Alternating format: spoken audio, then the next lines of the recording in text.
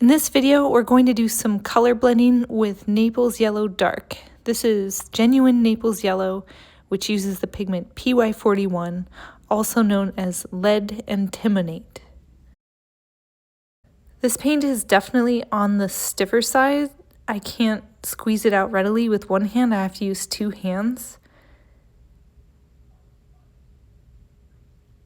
I'll show you the texture with a palette knife. So you can see it's thicker, and I'm going to add just a touch of linseed oil to make it more workable. So you can see it's not very much oil that I'm adding. And I'll speed up the footage here. But I think it's ready to go now. I can blend it with other colors. And we'll start off with orange molybdate. So if you've seen me mix orange molybdate before, this is a reddish orange color, somewhere between cadmium orange deep and cadmium scarlet. And combined with Naples Yellow Dark, it produces some really nice oranges. And these oranges are almost as high chroma as the cadmiums, but not quite.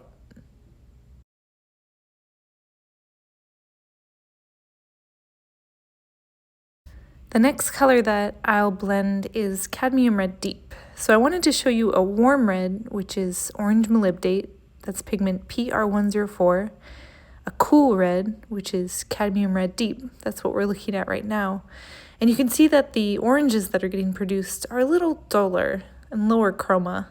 And then after this, I'll show you a pinkish red, which is magenta, or quinacridone magenta, which is pigment PR122.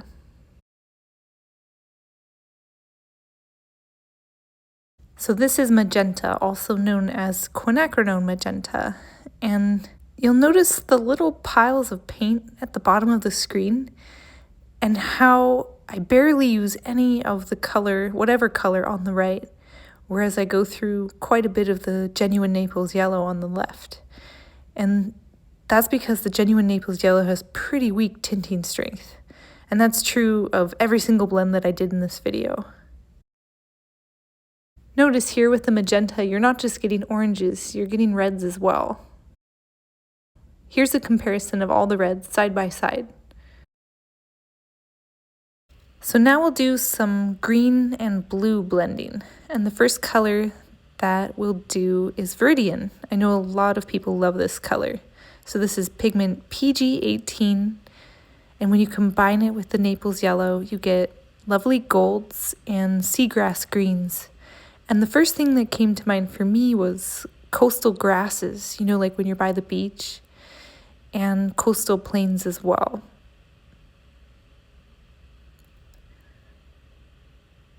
The next color we'll blend is cobalt teal, and this is the pigment PG50. It's similar to Viridian when it blends. You're getting golds and those seagrass greens again, but these combinations are more vibrant and richer, and part of that is due to the opacity of the cobalt teal. But you get some really pretty deeper greens as well. And the last blue that we'll blend is phthalo blue, and this is pigment PB15:3. And you can see that it's a really bright blue, especially when tinted. And I'm using titanium white to tint everything, by the way.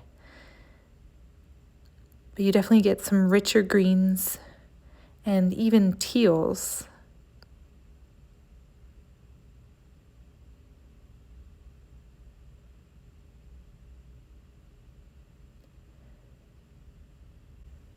And here's a comparison of all the greens and blues side by side. Now I'm testing out a couple of purples. The first is a combination of cobalt teal and magenta. I'll also test out phthalo blue and magenta after this.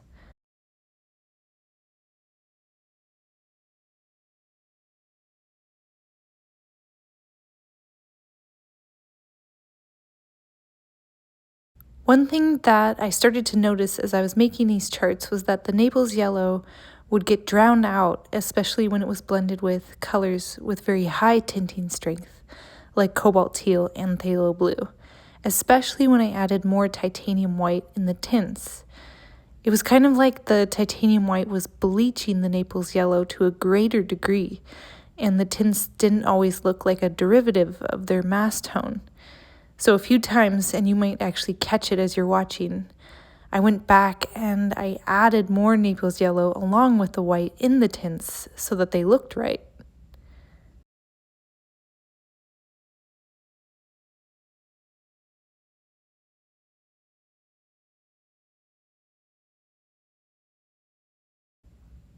So I don't know about you, but I think these purple blends are just so pretty. The subtle grays and the purples, especially in the bottom rows, would create such a mood in a painting. Now I'm blending Naples yellow with ivory black or bone black. This is pigment PBK9. And PBK9 is a bluish black, really. So when combined with Naples yellow, you're getting greenish colors, like an olive green in this column, and then a grayish green in the second to last column. And here are the purples and the black side by side. So I know that Naples yellow isn't available in every country, and it's also very expensive, and some artists prefer not to use lead-based paints. So right now I am mixing up a chromatic Naples Yellow Dark.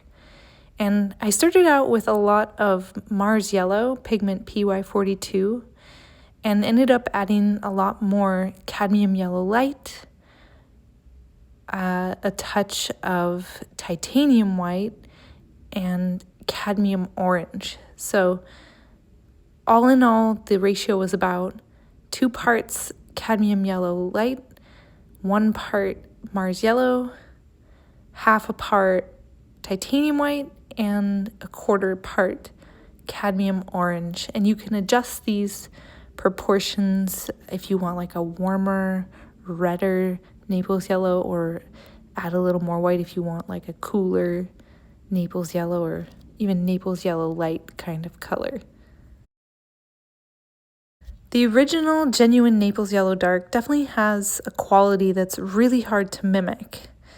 And that's why I wanted to test out a chromatic version. Below you're seeing it with Viridian, and I thought this was one of the nicest combinations. But you can see it's a little different than the original. The chromatic version is more opaque, and it has higher tinting strength, so it's producing higher chroma greens. And I'll show you them side by side in a moment, or rather one on top of the other. So here's the chromatic version on top and the original on the bottom.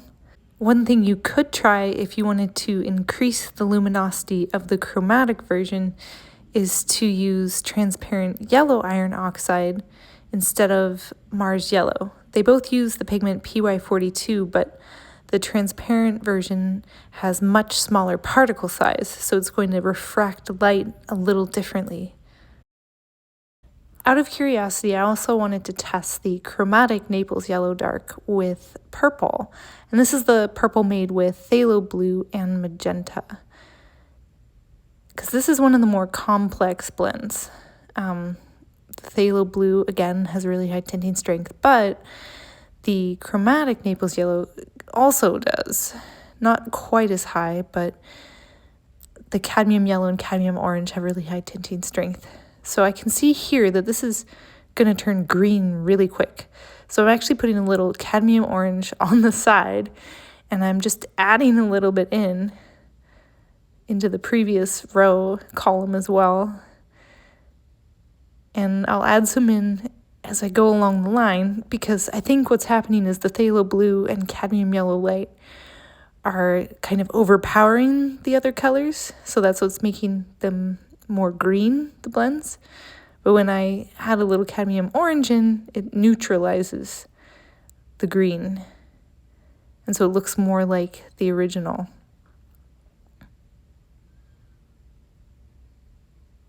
So now we'll compare the chromatic version and the original, and the chromatic version again is on top. So kind of close, but there's subtle differences too. The last thing that I want to talk about is glazing. You'll get the best results with colors that are already transparent, and the closest color that I found to Naples Yellow Dark was Indian Yellow Deep from Winsor & Newton. This is really nickel azo yellow, which uses the pigment PY150. It's one of the most light, fast colors out there, and it's bound with safflower oil and linseed oil, so it's lighter than other nickel azo yellows that are bound only in linseed oil. Definitely check it out if you want to create a warm golden hue.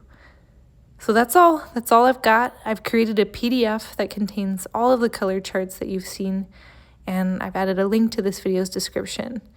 I hope you've enjoyed watching. Feel free to ask any questions, and see you next time.